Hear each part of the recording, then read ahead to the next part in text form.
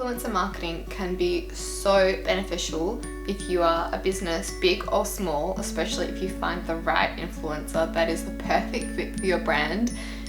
The results can be incredible.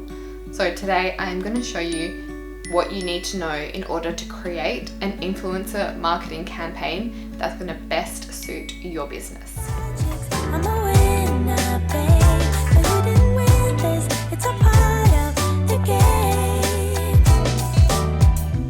So I have worked with quite a few businesses, especially over the last year, that would really like the idea of working with influencers, but they have no idea where to start. How do you find the right one? Do you just go for the one with the most followers and hope for the best? Do you just throw money at it and wait for the results to come? I feel like these are the most common questions that I get when helping businesses create an influencer marketing campaign.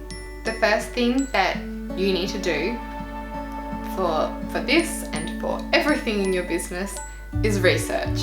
This is my tip for literally everything, and there is a reason behind it, because when you do your research, you will get the results. Firstly, you need to research your audience and what your audience is already responding to.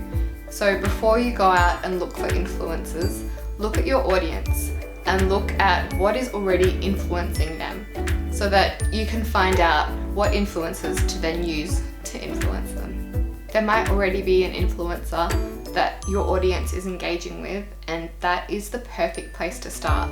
So have a look at those influencers and then have a look at their content, and have a look if their content is on brand for you, if they're not just going to do a post and it's going to be completely off of what they post already. So after you research what your audience is engaging with, then that's when you start researching influencers.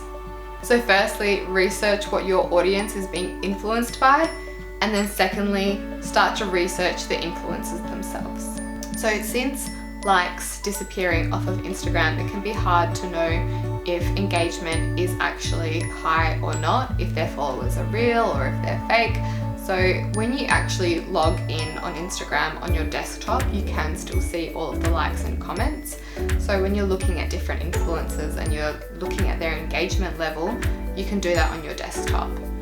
But that's the first thing you want to do. You want to have a look at their engagement level just to see if they have a genuinely engaged audience, because there is no point working with an influencer that doesn't have an engaged audience, because then you are spending money and giving away product and you won't get anything in return. So a good way to do this is to actually approach them and ask them for a screenshot. You can ask them to screenshot their stats, and that way you can see if they already have your ideal audience captured. Have a look if they have worked with other brands that are similar to yours, and does your brand fit in with theirs? That is also really important. I have been approached by labels before where they do not go, or they are just not aligned with my values at all, and I have had to say no. So have a look, do your research, make sure that your brand actually fits in with them. The second tip I'm going to give you is don't just look at their followers.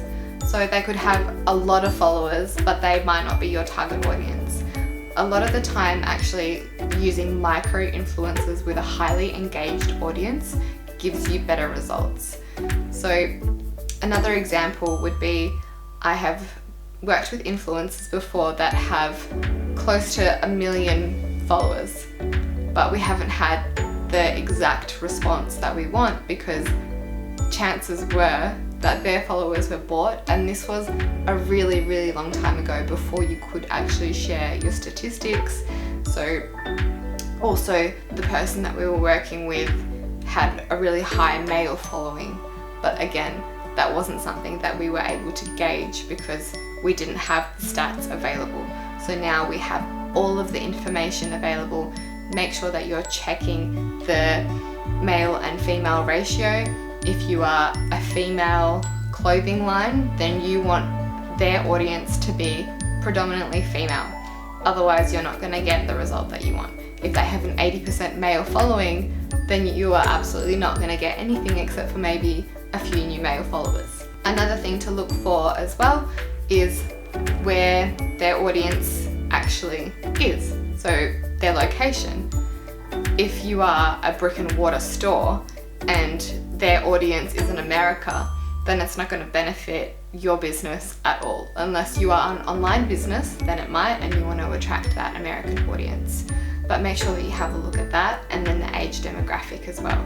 So this is a really good way to see if they already have your target audience and if that audience is genuinely engaged with them. Sometimes a good way to test it is by asking them to do a story first and seeing if you get any sort of response from that, how many clicks you get. Usually you'll get a couple of new followers, and if they add a swipe up, you might get a couple of sales out of it as well. But that is generally a good place to start, and stories can cost a little bit less than if you do a post on the feed. And yes, you will have to pay the influencers as well.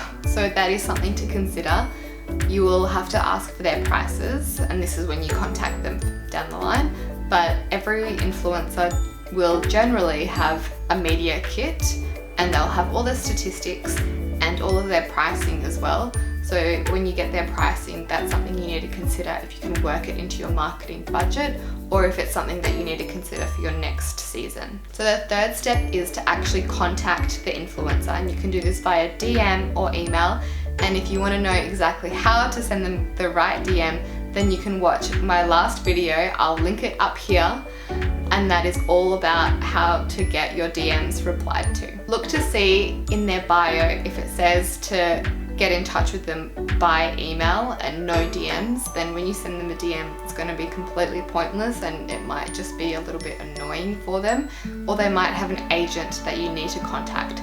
So generally in their bio, it will say that. So make it personalized, make sure that you address it to that person, spell their name correctly, and make sure that you're not just copying and pasting, because they will absolutely be able to tell. And the number one tip for marketing, public relations, anything, if you want a good result, make it personal. Make sure that you are telling them a little bit about you, your business, the product or service, and get to the point. You don't want to be wasting their time with all of this fluffy stuff. You want to show that you respect them and you respect their time. So this is my business, this is my product or service, this is a little bit about me, and I would really love to work with you, and this is what I would like. Can you do it? How much is it going to cost? That's where you would ask for their media kit or price list as well, and sometimes asking them for a timeline. If they're quite a big influencer, then you want to show them that you respect them and ask them if they can actually fit you in, because generally they have quite a busy schedule from lots of other brands wanting to work with them. So a lot of businesses actually forget to include an influencer budget into their marketing plan, and it's really important that you do that, because they can actually get you the best results, because they are tapping into a whole new audience that you don't have.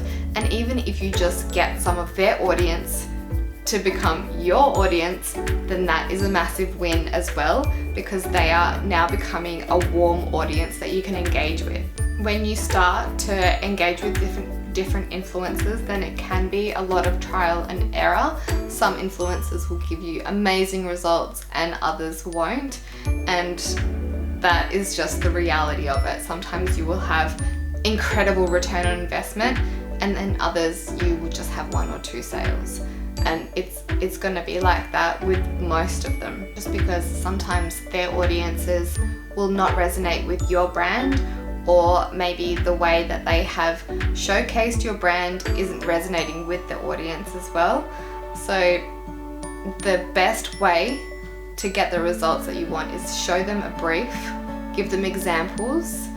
For example, I've done some work with Frank Green, and when they approach you and when you agree to work with them, they'll send you a brief, and they'll send you, these are the kind of images we like and these are the kind that we don't like. And that's also so that they can reuse them and repurpose that content onto their own social media.